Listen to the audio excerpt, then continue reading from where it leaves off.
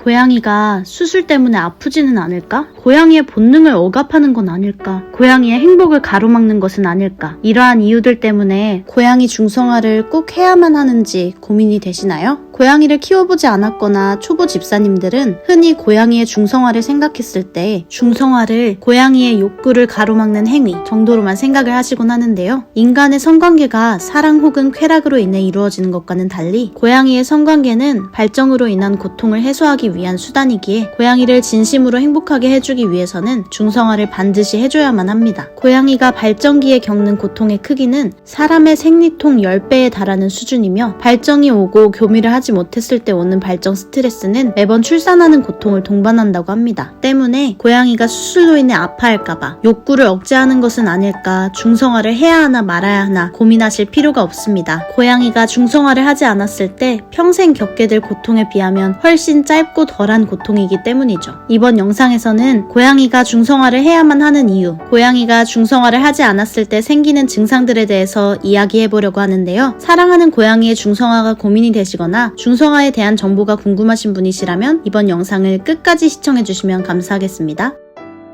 메이팅콜. 암컷 고양이들에게 나타나는 현상으로 주로 수컷을 부를 때 하는 행동입니다. 대부분 생후 7개월쯤 발생하며 첫 발정기가 왔을 때 매우 높고 시끄러운 소리로 울어대는 메이팅콜을 시작합니다. 이 소리는 신생아가 우는 소리 같기도 하며 매우 큰 소리여서 주변에 사는 모든 사람들을 힘들게 합니다. 낮이고 밤이고 상관없이 메이팅콜을 하는 바람에 집사의 불면증을 유발할 수 있습니다.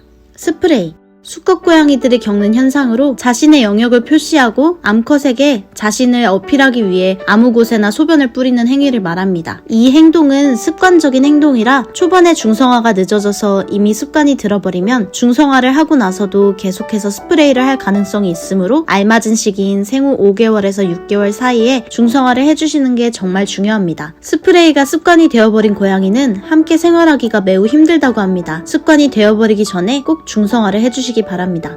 가출. 앞에도 말씀드렸듯이 고양이들에게 발정은 고통을 유발합니다. 고양이는 발정이 오면 얼른 이 고통을 해소해줄 짝을 찾기 위해 다른 고양이들을 만나고 싶어 한다고 합니다. 이런 상황에서 집고양이들은 매우 답답해하고 밖으로 나가고 싶다는 생각을 하게 되죠. 그런 상황에서 고양이는 집을 탈출하기 위해 안간힘을 쓰고 집사가 잠깐의 방심을 한 상황에서 고양이가 가출을 하는 사건이 생기기도 합니다. 스크래치. 고양이들은 발정의 고통을 이기지 못하고 여기저기 스크래치를 하기도 하는데요. 정말 심한 고양이들은 발톱이 다 다른 상태에서도 발정의 고통을 이기기 위해서 계속해서 스크래치를 한다고 합니다. 이런 과정에서 집고양이의 경우 집의 모든 것들을 망가뜨릴 수 있습니다.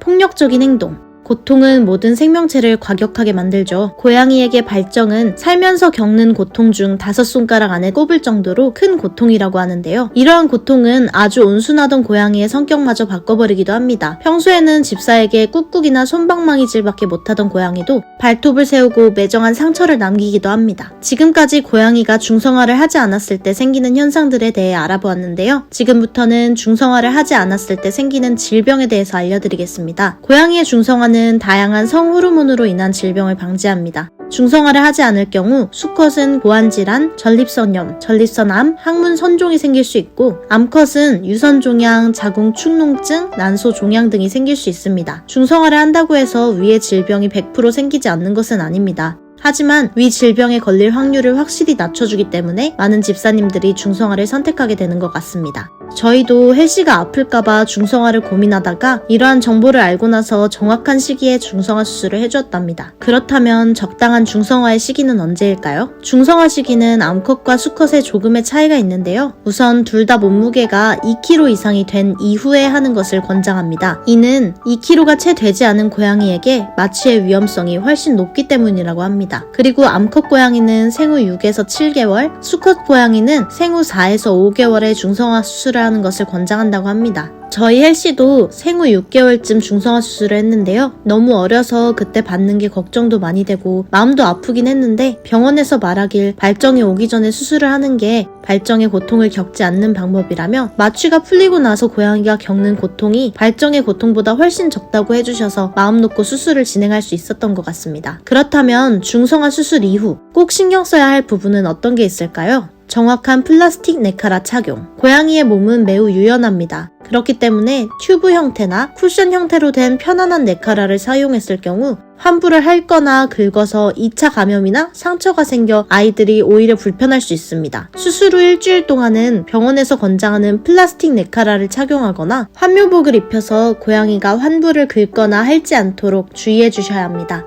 안정된 분위기와 조용한 환경을 만들어주기. 수술을 받고 난 고양이는 매우 혼란스럽고 긴장되고 불안한 상황에 놓여 있습니다. 수술을 받으러 갈 때부터 수술이 끝나고 입원과 집에 돌아오는 차까지 매우 많은 요소들이 고양이를 힘들게 했을 겁니다. 그런 고양이에게 집에서의 회복 시간은 정말 많이 중요합니다. 이때 집사의 정성어린 케어가 고양이의 중성화에 대한 기억의 많은 부분을 차지합니다. 그런데 이때 집안이 시끄럽거나 여러 사람들이 집안을 휘젓고 다닌다면 사람보다 훨씬 더 예민한 고양이는 엄청난 스트레스를 받게 됩니다. 고양이가 회복하는 시간에는 고양이에게 집중하며 안정을 취할 수 있는 환경을 만들어주세요.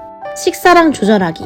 생식기관은 고양이의 활동량에 꽤나 많은 영향을 줍니다. 이런 생식기관을 다 드러내는 수술인 중성화 수술은 고양이의 활동량이 낮아지게 하는데 영향을 줄 수 있습니다. 때문에 똑같은 활동량과 식사량을 유지해도 남는 열량이 많아 고양이를 쉽게 비만하게 만들 수 있습니다. 평소에 제한급식을 했던 고양이는 식사량의 10에서 20%를 덜어낸 양을 급여하고 자율급식을 하던 고양이는 칼로리가 낮은 중성화묘 전용 사료로 바꾸어 급여해서 달라진 고양이의 몸에 맞게 식사량을 조절해주세요. 수술 직후 격한 운동 삼가기. 수술을 하고 난 직후에는 상처 부위가 아직 아물지 않아 환부가 벌어질 가능성이 높습니다. 수술을 하고 얼마 안 지났을 때에는 높이 뛰거나 빠르게 뛰어다니는 행동을 집사님들께서 하지 못하도록 관리를 해주셔야 합니다. 행동 관찰하기. 중성화를 받은 고양이들 중 간혹가다 발정기 고양이의 행동을 하는 고양이들이 있습니다. 중성화가 완전하게 되지 않았을 때 이런 경우가 가끔씩 생기기도 하는데요. 만약 고양이의 행동이 메이팅콜이나 스프레이 같은 발정기의 증상을 보인다면 중성화를 받은 동물병원에 방문하여 검사를 해보시길 권장드립니다. 오늘은 이렇게 고양이의 중성화에 대해서 이야기를 해보았는데요. 고양이가 발정의 고통을 겪지 않을 수 있게 정확한 중성화의 목적을 알고 시기에 맞는 중성화를 통해 사랑스러운 우리 고양이와 건강하고 행복한 인생을 즐기시길 바라겠습니다.